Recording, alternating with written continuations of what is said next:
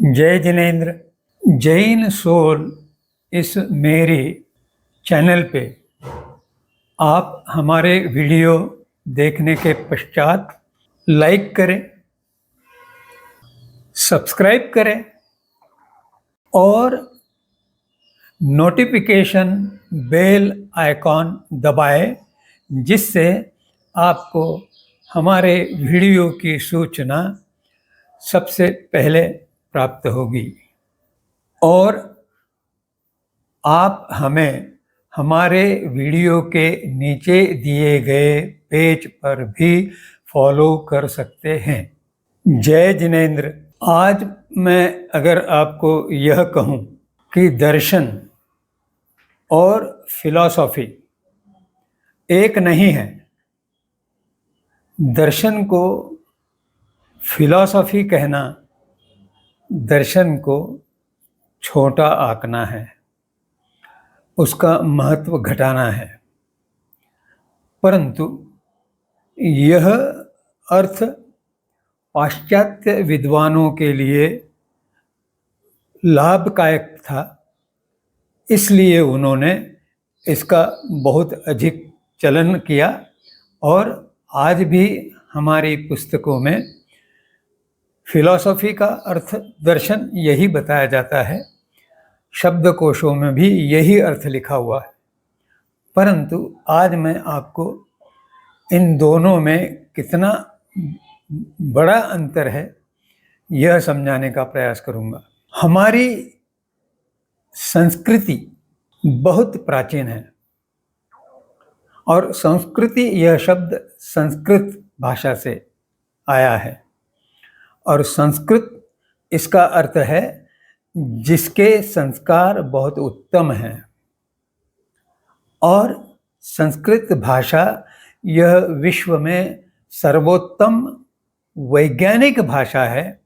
यह आज के वैज्ञानिक विशेषतः संगणक विज्ञान अर्थात कंप्यूटर साइंस के संबंधित जो वैज्ञानिक है वो इस बात को प्रकट रूप से स्वीकार कर चुके हैं कि संस्कृत भाषा सबसे अधिक वैज्ञानिक है और साथ ही वह कंप्यूटर के लिए अर्थात संगणक के लिए बहुत ही उत्तम भाषा है। परंतु विडंबना देखिए, उस भाषा का प्रयोग अभी भी कंप्यूटर संगणक में नहीं किया जा रहा है। दूसरी बात, एक विचित्र सिद्धांत गत शताब्दी में चला और वह आज भी पढ़ाया जा रहा है, उसका नाम है आर्यन लोगों का आक्रमण। अब बहुत सी वैज्ञानिक शाखाओं के माध्यम से अनुसंधान करने से यह प्रमाणित हुआ है कि आर्यन इन्वेजन अर्थात आर्यों का भारत पर आक्रमण ऐसी कोई घटना इतिहास में घटी ही नहीं। यह भी पाश्चात्य संस्कृति का हमारे भारतीय दर्शनों पे दो कारणों से आक्रमण था। हमारी संस्कृति को नीचा दिखाना और भारतीय जो जनमानस है उसमें आपस में लड़ाइयाँ लगाना, जिससे भारतीय संस्कृति का समाज टूटता रहे और उनका विकास न होने पाए। नीलकंठ ओक नामक एक अमेरिका में स्थायी हुए भारतीय मूल के वैज्ञानिक ने उनकी टीम के साथ और उनके जैसे ही 2-3 और भारतीय वैज्ञानिकों ने वेदों का आधार लेते हुए पूर्णतः वैज्ञानिक तरीके से यह प्रमाणित किया है कि वेद 80,000 साल से भी अधिक पुराने हैं। जो पाश्चात्य देश कहते थे कि वेद 4,000 साल पहले लिखे गए हैं, वह असत्य प्रमाणित हो चुका है। परंतु 20 साल पहले यह प्रमाणित बात अभी भी विश्वकोशों में, इंटरनेट में समाविष्ट नहीं की गई है और आज भी इस बात का बहुत कम उल्लेख होता है और आर्यन इन्वेजन धड़ल्ले से पढ़ाया जाता है और उससे संबंधित सभी बातें आज भी अलग अलग विषयों में भरी पड़ी है। इस कारण भारतीय संस्कृति का सत्य स्वरूप विश्व को आज भी ज्ञात नहीं हो रहा है। ये बड़े दुख की बात है। अब मैं दर्शन और फिलॉसफी इसके ओर लौटूंगा। दर्शन का मूल धातु है दृश्य और दृश्य का अर्थ है देखना, अवलोकन करना और अवलोकन से ज्ञान पाना, उसके ऊपर चिंतन मनन करके उसको और सुधारित करना और इस तरह से लगातार हजारों वर्षों पहले से जो वाद विवाद होते गए उससे भारत की संस्कृति बहुत समृद्ध होती गई और इस कारण इसका जो ज्ञान प्राप्त हुआ यह एक बहुत उत्कृष्ट स्तर का ज्ञान था। दूसरी ओर फिलॉसॉफी 2 शब्दों से बना है, लैटिन शब्दों से बना है और वे 2 शब्द है फाइलोस और सोफिया। फाइलोस का अर्थ है विद्वत्ता और सोफिया का अर्थ है प्रेम, अर्थात विद्वत्ता से जो प्रेम है उसका एकत्रित स्वरूप फिलॉसॉफी यह शब्द बना। अब आप बताइए इसमें चिंतन और इसकी कहाँ बात आती है। फिलॉसॉफी अगर बहुत कुछ बात उसको बढ़ा चढ़ा के भी कहने का प्रयास किया तो वह दर्शन शास्त्र का, दर्शन विज्ञान का एक बहुत छोटा सा हिस्सा हो सकता है, परंतु वह दार्शनिक बात नहीं है। परंतु फिलॉसॉफी को दर्शन कहने से फिलॉसॉफिकल बात को दार्शनिक बात कहा जाता है और हमारे मन की भ्रांति को बढ़ाया जाता है।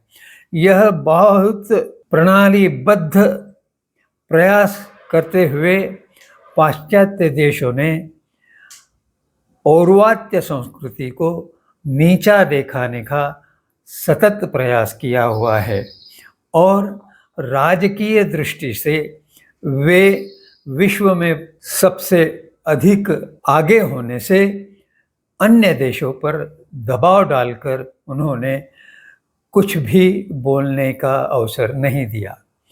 तो दर्शन और फिलॉसफी में मुख्यतः जो अंतर है वह तो उसकी व्याख्या से ही है, पर इसको हम थोड़ा और अधिक गहराई से समझने का प्रयास करेंगे। दर्शन अंतर्दृष्टिकोण अर्थात प्रतिभा और अंतर्नेत्र यानी भीतरी आँख इसके कारण है, अर्थात वह चेतन से संबंधित है, वह जड़ नहीं है। और फिलॉसफी ये सिर्फ विद्वत्ता के संबंधी प्रेम है, तो आप बातें करते रहो, बढ़ाते रहो, उसमें सिर्फ बाहरी बातें हैं, भौतिक बातें हैं, अचेतन बातें हैं, जड़ता की बातें हैं। दर्शन में सिद्धांतों का चिंतन होता है और चिंतन चेतन से संबंधित है, अर्थात यहाँ फिर से आत्मा का चिंतन में अर्थात सिद्धांतों पर विचार करने में संबंध है, जबकि फिलॉसफी में केवल और केवल काल्पनिक विषयों का अध्ययन होता है, उसके ऊपर मनन और तर्क होता है जिससे वाद विवाद चलता रहे, परंतु वह जड़ता के संबंध में होता है। और आगे बढ़ते हैं। जैन दर्शन का अध्यात्म विद्या का मुख्य उद्देश्य है मुक्ति पाना। इसे आजकल मेटाफिजिक्स नाम दिया गया है। यह भी भ्रांति फैलाने का एक प्रयास है। इसे पाश्चात्य वैज्ञानिक मेटाफिजिक्स ही कहते हैं, लेकिन उनका मेटाफिजिक्स स्थूल से सूक्ष्म की ओर बढ़ता है अध्ययन करने में, जबकि दर्शन सूक्ष्म से स्थूल की ओर बढ़ता है। और इस कारण जब सूक्ष्म का ज्ञान हो जाता है तो केवल ज्ञान प्राप्त होता है, अर्थात आत्मा का जो ज्ञान है वह सर्वश्रेष्ठ ज्ञान है। और इस सूक्ष्मता के ज्ञान के कारण केवल ज्ञानी को स्थूलता का ज्ञान सहज हो जाता है। दूसरी ओर आधुनिक विज्ञान जो है वह स्थूलता का ज्ञान एकत्रित करने का प्रयास कर रहा है, सैकड़ों वर्षों से कर रहा है, पर अभी भी वह न तो सूक्ष्म परमाणु तक पहुंचा है न सूक्ष्म समय तक पहुंचा है। और आगे बढ़ते हैं। दर्शन में अस्तित्व की बात होती है, एग्जिस्टेंस की बात होती है। अस्तित्व क्यों है, कैसे है, क्या है, और इसका जो ताना बाना बुना हुआ है वह प्रत्येक जीव की एक दूसरे के साथ श्रृंखलाबद्ध जो संगति है उससे संबंधित है। जबकि पाश्चात्य दर्शनों में विश्व एक केवल भौतिक बात है, एक जड़ बात है। उसमें प्राणियों के संबंध में अभ्यास तो होता है, लेकिन उन लोग प्राणियों का एक दूसरे से जो श्रृंखलात्मक संबंध है उसके बारे में बहुत अधिक चर्चा नहीं होती, और सूक्ष्म साथे तो बिल्कुल नहीं होते। और आगे बढ़ते हैं। दर्शन सत्य पे आधारित है, और सत्य होता है रियल, अंग्रेजी की इसमें रियल। इसका वास्तविक अर्थ क्या है? इसका वास्तविक अर्थ यह है कि सत्य कभी भी नष्ट नहीं हो सकता, और इसी के कारण अस्तित्व नष्ट नहीं होगा। जो विश्व है, विराट विश्व है, वह कभी नष्ट नहीं होगा। जो 6 द्रव्य बताए थे वे सब सत्य है, अविनाशी है, शाश्वत है। और पाश्चात्य दृष्टि से विचार किया तो वे कुछ तथ्यात्मक बातें एकत्रित करते हैं, इसलिए उसे सही कहा जा सकता है। अंग्रेजी में उसका शब्द है ट्रू। ट्रू का मतलब रियल नहीं है, और ये पाश्चात्य वैज्ञानिक आइंस्टाइन ने स्वयं कहा है। वे कहते हैं कि हम केवल सही बात जो है, तथ्यात्मक जो है, वह जान और बता सकते हैं। सत्य जो है वह केवल वैश्विक अवलोकन करने वाला प्रतिनिधि है, वही कर सकता है। और जैन दर्शन में इस वैश्विक दर्शक को तीर्थंकर या केवली कहा गया है। और आगे बढ़ते हैं।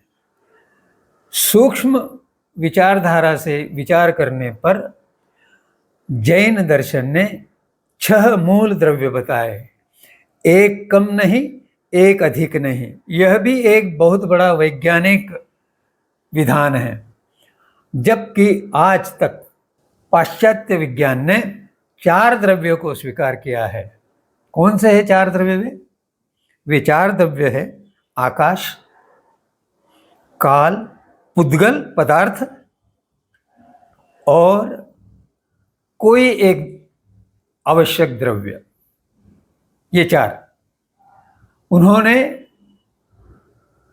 आत्मा को अस्वीकार किया है, इसलिए उसे वो द्रव्य नहीं मानते।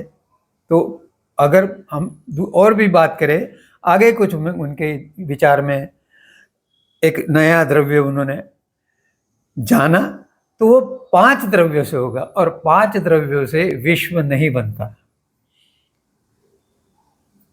एक बात तो निश्चित है, वे अभी तक वास्तविक 6 द्रव्यों तक पहुंचने में बहुत दूर दूर है। 2 बातों का मैं पहले ही उल्लेख कर चुका हूं कि जैन दर्शन में चेतन और अचेतन इन दोनों का अभ्यास है, और फिलॉसफी में केवल अचेतन का अभ्यास है। ये बात दूसरी है कि अभी कुछ कुछ मनोविज्ञान, परामनोविज्ञान, ऐसे नए नए शब्दों को बना के वे कुछ अभ्यास कर रहे हैं, लेकिन जब तक आत्मा की स्वीकृति नहीं होती तब तक वे सही दिशा में नहीं जा सकेंगे। और आत्मा और पुद्गल, इस संबंध में भी मैंने बताया था कि ये दोनों का संयोग होता है, उसी कारण जीव उत्पन्न होता है।